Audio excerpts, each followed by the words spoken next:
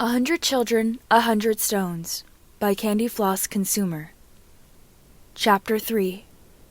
19 Hours and a Day. It's official. Sakura was right. Her sensei would be awake by dinner.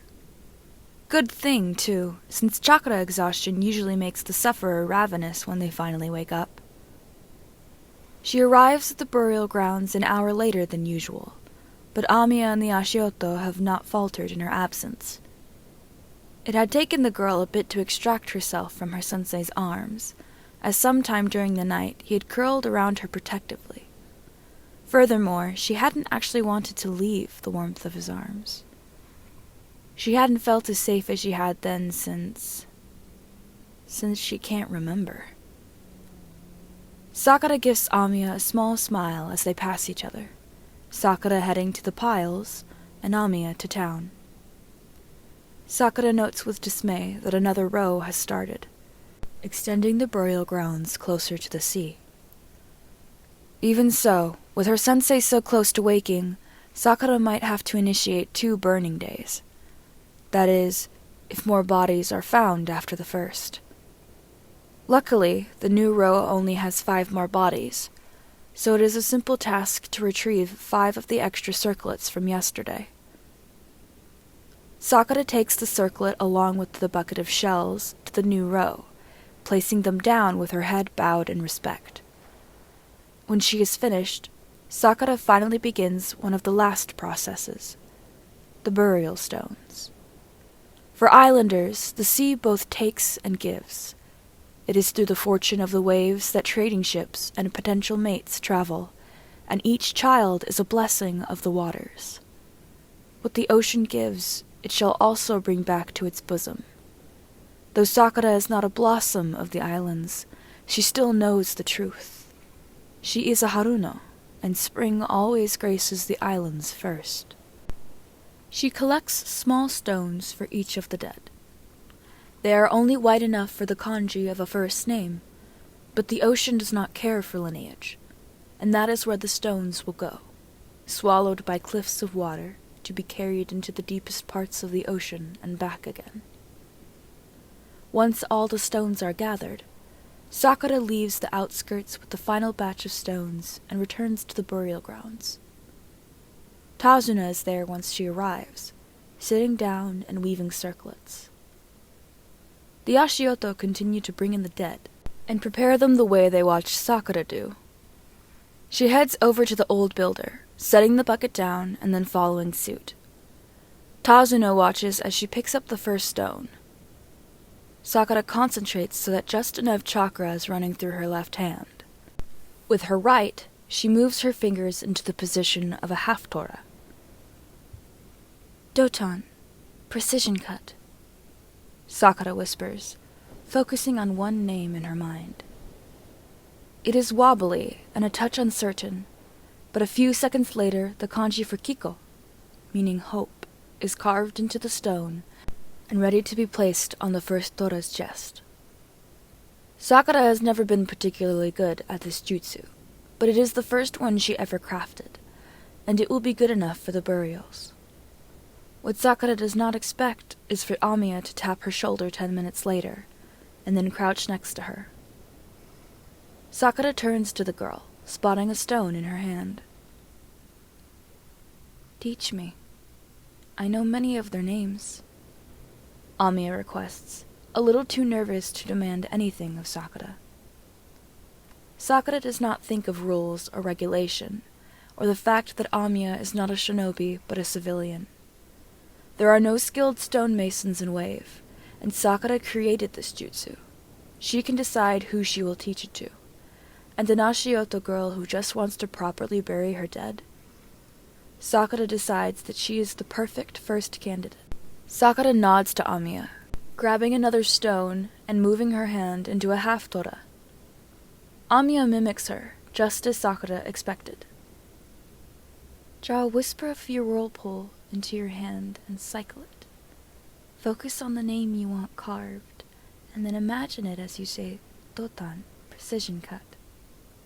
Sakura gives the girl clear and concise instructions. Amiya turns her gaze to the stone in her hand, and seconds later, just as with Sakura herself, the kanji for a name is engraved into the stone's surface. Hideaki. Splendid brightness.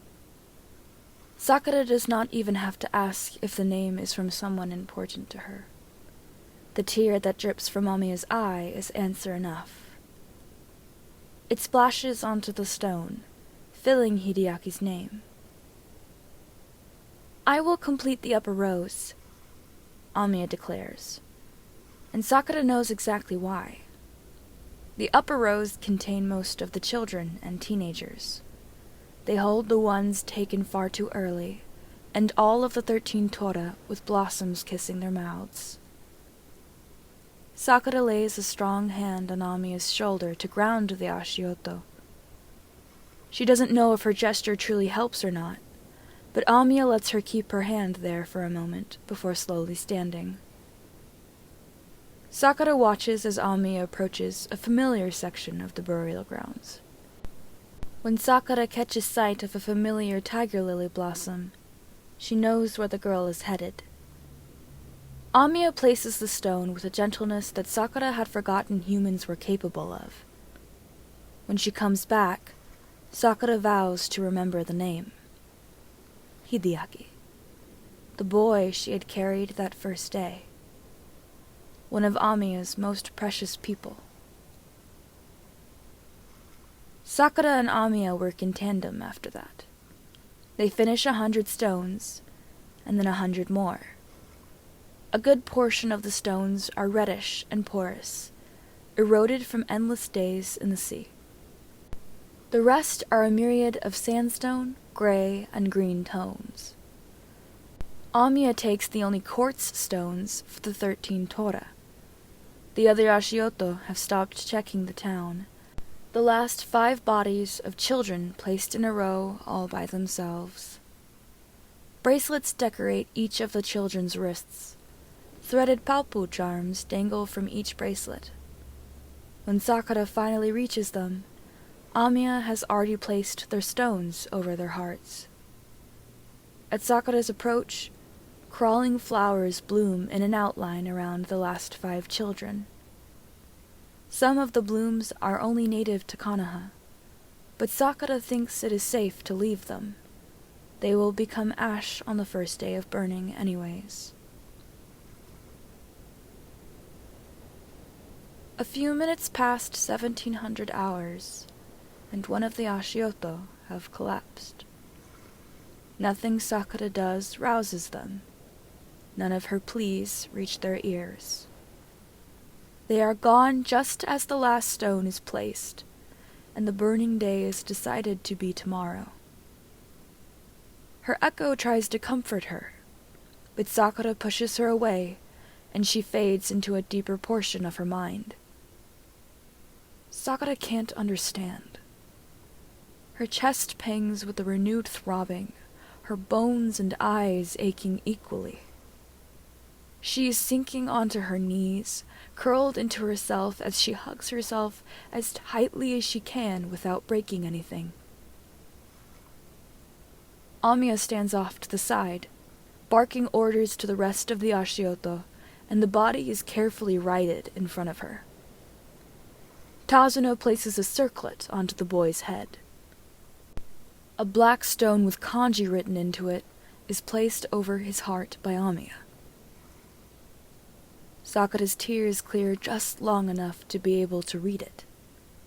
It reads as Katsuo, victorious child. Sakura swallows hard, breathing heavily and tilting her head skywards. "Tazuna?" she calls, holding desperately onto whatever air she can. If she doesn't, she will vomit. Her stomach churns dangerously as it is. "Yeah, kid?" the old builder answers. Sakura swallows again, clearing her throat in order to speak. "You are going to finish that damn bridge. I swear my life on it. As the ocean flows," Sakura vows. eyes glued to the sun as it lowers on the horizon. Tazuna coughs, his shadow standing taller in her peripherals. "Yeah, kid," Tazuna says, returning the promise, as the sea rises. Her sensei is sitting in her usual seat when Sakura and Tazuna finally make it back to the house. She isn't bothered.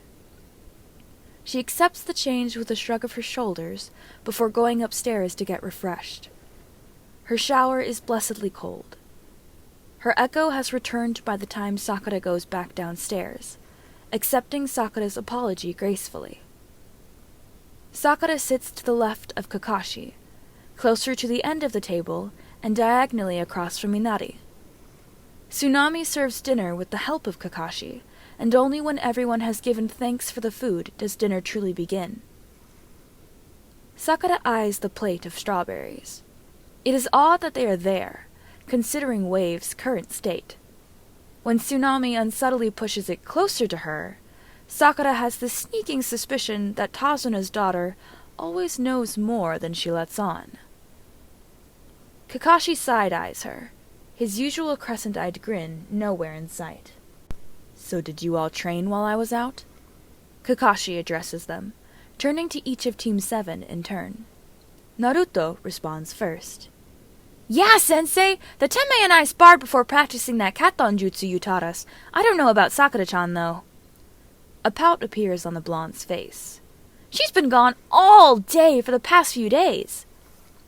Naruto elongates the "ah" sound when he says "all," and the dramatics actually give Sakura a small measure of comfort at the familiarity of it. Sasuke makes a short noise of confirmation, nodding his head towards their sensei in agreement with Naruto. This causes Kakashi to turn back to Sakura, his visible eye peering at her curiously.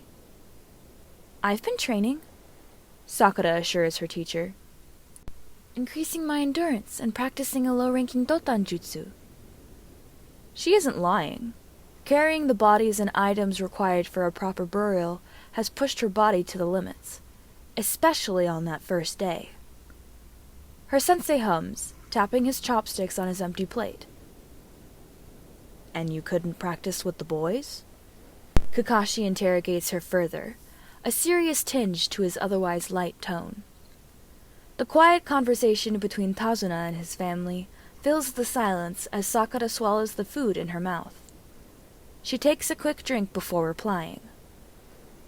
"I'd rather not get caught in an accidental forest fire while I'm busy playing in the dirt," Sakura tells her sensei dryly.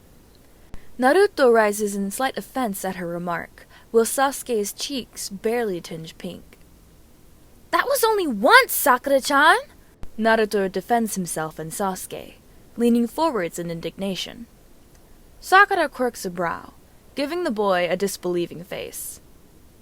"And yet I saw what amounted to a mountain bonfire from where I was training, on the other side of town, near the beach," Sakura retorted, jabbing her chopsticks in Naruto's direction.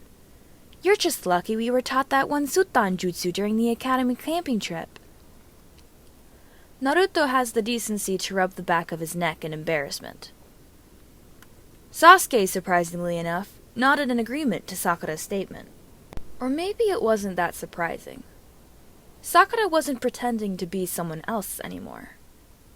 She internally winces at a memory of her previous facade that her echo brings up. Not her proudest moments. Sakura's echo laughs softly before nudging her to focus back onto the conversation. The first night her sensei is awake is filled with laughter and hope. Sakura is still a little numb from the events at the burial grounds, but this is the first time she has felt a part of Team 7 since Kakashi first went comatose from chakra exhaustion.